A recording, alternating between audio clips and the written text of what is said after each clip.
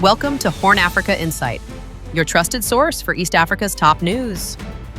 Today, we bring you 5 pivotal stories. Eritrea and Egypt deepen ties in Cairo.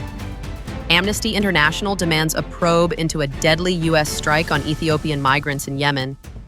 Djibouti clears the path for Guelleh's potential 6th presidential term.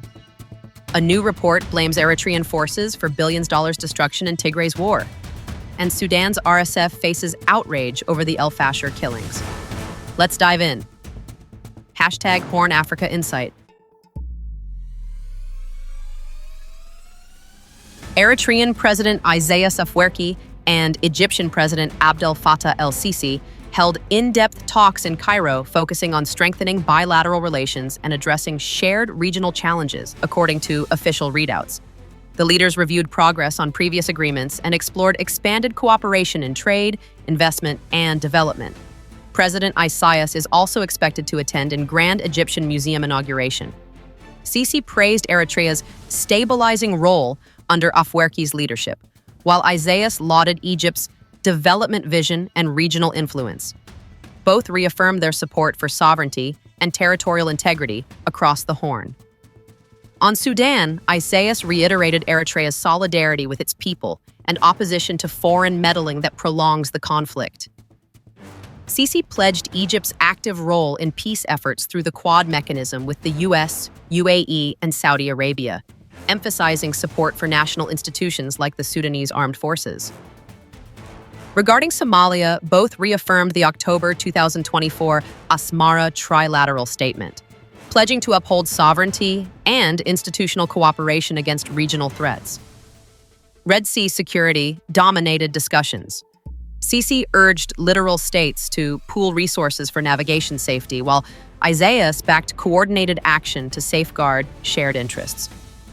The meeting follows Ethiopian Prime Minister Abiy Ahmed's recent parliamentary remarks accusing Eritrea of invasions and supporting rebel groups, claims Asmara dismissed as baseless. Abiy called sea access an existential issue, vowing to correct historical mistakes. Analysts say the Cairo-Asmara partnership could signal a counterweight to Addis Ababa's ambitions, particularly after the GERD dispute. Some see a Cairo-Asmara ties emerging against Ethiopian expansionism. Can this alliance bring stability or spark new proxy rivalries in the Horn?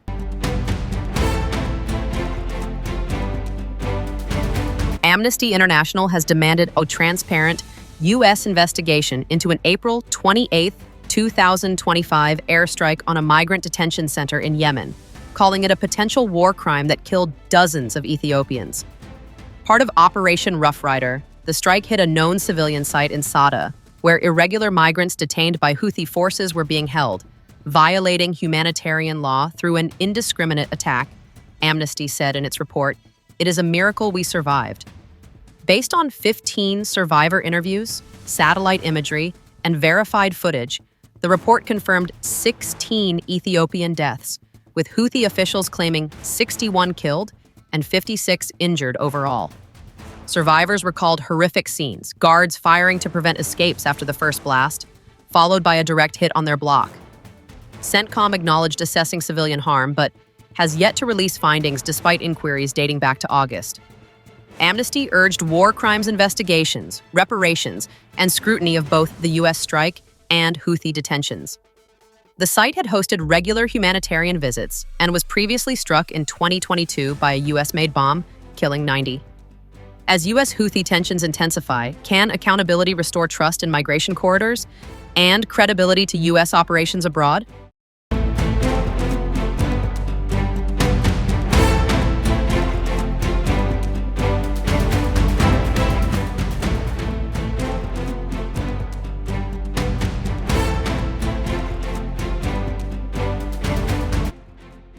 Djibouti's parliament has voted overwhelmingly to remove the presidential age cap, clearing the path for Ismail Omar Guelleh, 77, to run for a 6th term in April 2026. In power, since 1999, Guelleh, successor to independence leader Hassan Gould Abtidan, faced a 75-year constitutional limit. The amendment passed with 65 votes, with Speaker Delaita Mohammed Delaita citing regional instability as justification for continuity. A second vote on November 2nd could finalize it, or Guelleh may opt for a referendum. Earlier this year, he told the Africa Report he loves Djibouti too much for irresponsible adventures.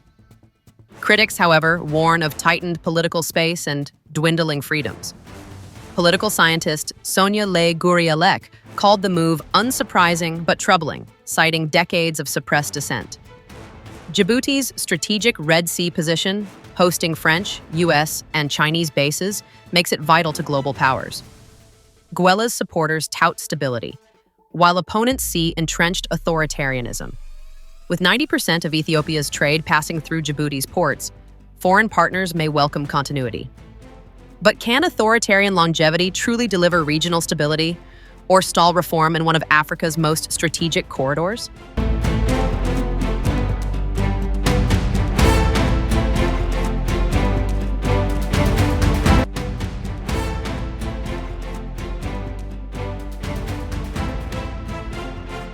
A new Commission of Inquiry on Tigray Genocide, CITG report estimates $10.86 billion in war damage to Tigray's social infrastructure, largely attributed to Eritrean forces. The report, covering 6 zones since the November 2020 conflict, found education losses at $4.36 billion, 40.1%, health at $3.78 billion, 34.8%, community services at UUSD, $2.72 billion, 25.1%. The Eritrean Defense Forces, EDF, were responsible for 56% of education damage, 44% in health, and roughly 40% in cultural and religious sites, outpacing Ethiopian counterparts. The northern and western zones saw the worst destruction: schools, clinics, and aid centers looted or burned. CITG described it as a calculated assault on civilian foundations. Prime Minister Abiy Ahmed, however, dismissed the findings in Parliament, claiming the Tigray war narrative is exaggerated. He insisted federal operations lasted only 2 months, not years, and framed them as security actions. Critics accuse Abiy of minimizing verified atrocities. While Pretoria's 2022 peace accord holds, recovery is slow and trust fragile. CITG urged a justice-aligned reconstruction framework, survivor healing, and international financing to rebuild. Can truth and accountability truly heal Tigray's deep scars?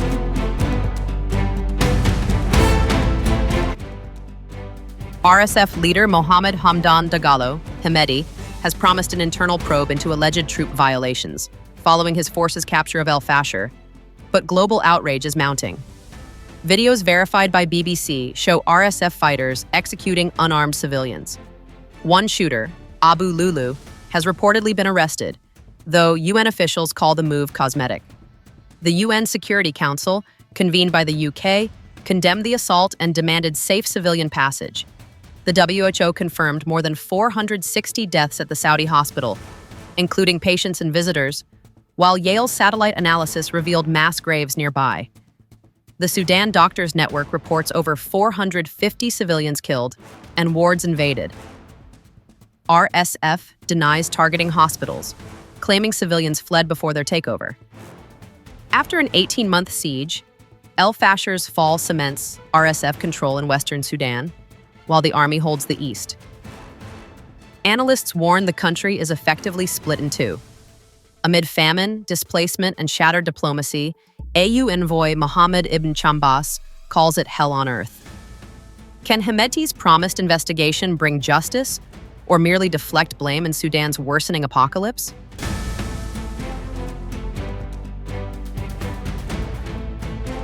From Cairo handshakes to el-Fasher horrors, the Horn demands attention and action.